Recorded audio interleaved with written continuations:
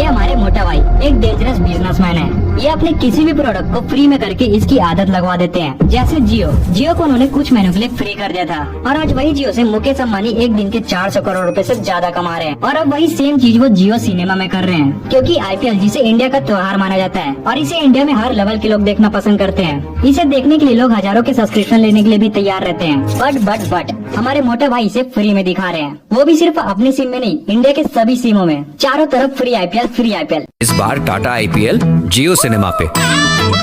But हमारे मोटा भाई 23,000 करोड़ की ब्रॉडकास्टिंग राइट्स को ऐसे ही थोड़ी ना वेस्ट कर देंगे। इससे वो कुछ न कुछ तो अर्निंग करने वाले हैं। आखिर गुजराती बिजनेसमैन जो ठहरे, तो ये क्या करने वाले हैं और कैसे करने वाले हैं, ये जानने से पहले आप ये जान लो कि मोटा भाई के आने से पहले आईपीएल का माहौल क्या था। तो 2017 से लेकर 2022 तक की टीवी और डिजिटल की ब्रॉडकास्टिंग राइट्स 16,345 करोड़ में बिकी थी। बट जब यहाँ पे मोटा भाई की एंट्री हुई, तब उन्होंने सिर्फ डिजिटल की राइट्स 23,000 करोड़ में खरीद ली। इसके कारण स्टार स्पोर्ट को टीवी के राइट्स के लिए 23,000 करोड़ खर्च करने पड़ गए। अब जो चीज 16,000 करोड़ की थी ठीक 5 साल पहले, आज वही चीज 48,000 करोड़ की है। अब इसमें आपको ये लग रहा होगा कि जो डिजिटल राइट्स 8,000 करोड़ में बिकती थी, उसके लिए मुकेश अंबानी ने 23,000 करोड़ रुपए क्यों खर्च किए? क्योंकि मैंने आपको बताया ना कि मोटा भाई एक डेंजरस बिजनेसमैन है। वो जहाँ भी बिजनेस करते हैं, उस बिजनेस के वो राजा बन जाते हैं। और आपसे वो इस आईपीएल में भी अपना मोनोपोली करने वाले हैं, क्योंकि 16,000 करोड़ की ब्रॉडकास्टिंग राइट्स के लिए बहुत सारी कंपनियां अवेलेबल थी। बट अब मोटा भाई ने इसे 48,000 करोड़ रुपए चढ़ा दिया है। इसके बाद अब गिनी चुनी कंपनियां जो ये राइट्स परचेज कर सके। अब अंबानी ने ब्रॉडकास्टिंग खरीद ली, आईपीएल में उसकी मोनोपोली भी हो गई, अपने कॉम्पिटिटर को पूरी तरीके से खत्म भी कर दिया।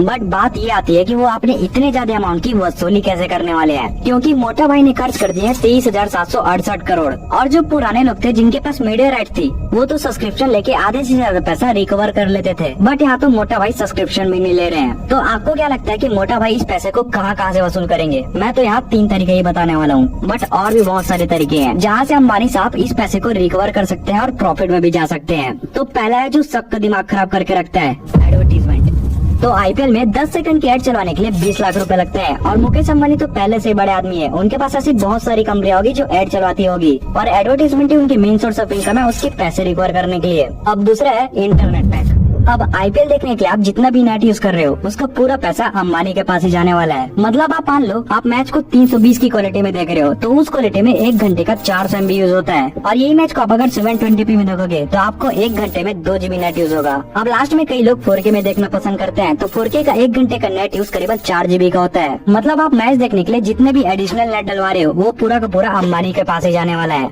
तीसरा मेरे लिए लास्ट है जियो फाइबर। अब सीधी सी बात है, हर कोई बार बार एडिशनल नेट नहीं डलवाते रहेगा, इसीलिए मुकेश अंबानी ने अपने जियो फाइबर की प्राइसेस कम कर दी है, क्योंकि आईपीएल के चलते वो अपने जियो फाइबर को इंडिया में बहुत सारी जगह पहुंचा सके। अब लास्ट में यही सब देख के मुझे ये लगता है कि अंबानी साहब सिर्फ अपने जियो के यूजर्स बढ़ाना चाहते हैं। जियो सिनेमा ये तो एक छोटा सा सोर्स है, क्योंकि वो इससे अपने प्रोडक्ट को सेल करवा रहे हैं। तो आपको क्या लगता है कि जियो सिनेमा इनको प्रॉफिट देगा कि नहीं देगा? कमेंट्स में बताइए।